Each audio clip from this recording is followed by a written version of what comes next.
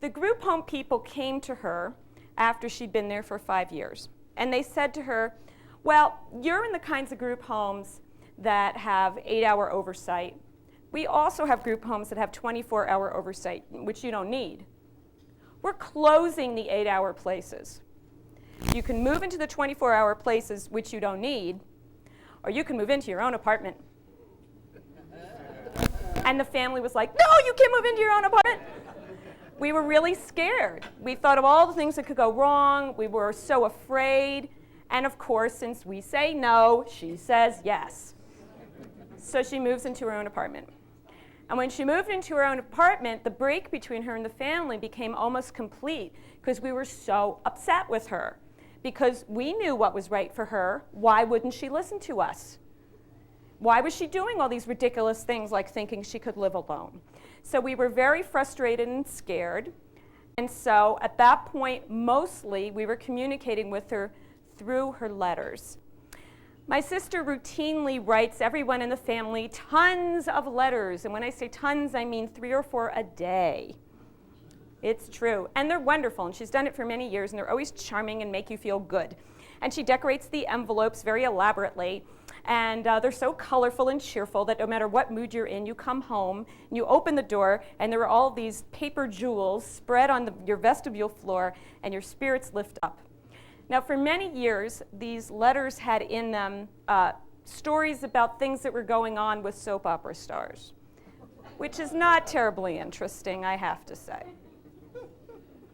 But after she'd been living in her own apartment for a little while, the letters started to change. And instead of writing about Erica Kane, she was talking about people named Jacob and Rodolfo and Estella. And we were like, who are these people? And we couldn't figure out who they were. And then we started to realize, oh, well, they were bus drivers. And that didn't make any sense, although it became clear that she thought of these bus drivers as her friends. But it still didn't make any sense. And then I realized whenever I tried to call her for these sort of obligatory phone call that, you know, you go through and you really don't have anything to say, but you got to press on through because it's the right thing to do, whenever I tried to make that call, the phone would ring and ring. She wasn't there. She wouldn't pick up the phone. And this went on and on and on. I couldn't figure out what was going on. Finally, I called our brother. I said, Max, what's going on? Every time I try to call Beth, she's not there. And he said to me, she's on the bus. And I said, she can't be on the bus all the time. And he said, she's on the bus. Little did I know she had found a sense of meaning she had not had, a sense of freedom and independence she hadn't had, a community, and a new identity. She'd become Cool Beth.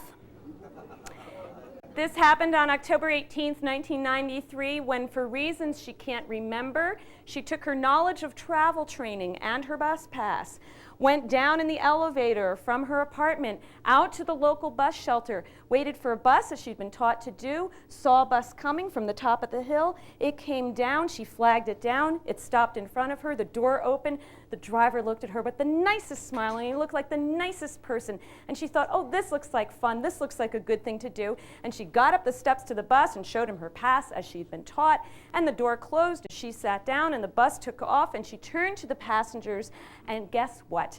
They were the community she'd been raised in, not the segregated world. They were all ages, all ethnicities, all levels of ability, everybody together. And the bus started moving, and she started feeling really good because it was so much better than sitting at home and watching soap operas. Maybe you could make your own soap opera, and you could talk to these people and find out about their soap operas. And the bus is moving along, and she could talk to the driver, who was really nice and was really fun. And you could see the world, and the bus did this whole big loop around the city, and she got to know everybody and all their birthdays, of course. And then the bus comes back to where she started about an hour later, and she got off, and the door closed, and she waved goodbye, and it took off, and she felt just so good.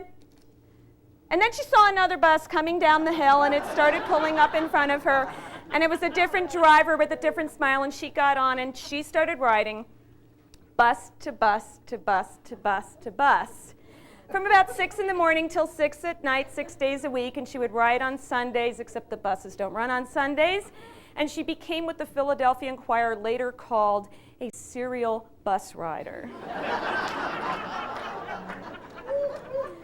I have discovered that every city in the country has a serial bus rider. I guarantee that you have them in your system, all of the systems that you have here.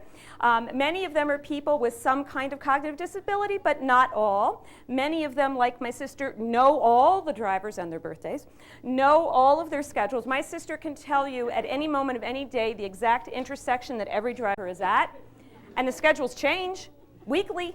She's there the minute they're posted, reading down the list, making sure she can recalibrate her schedule for the week. And it became this great sense of meaning and importance to her. Now, I realize not everyone in the world is a serial bus rider. I don't necessarily recommend that you become one.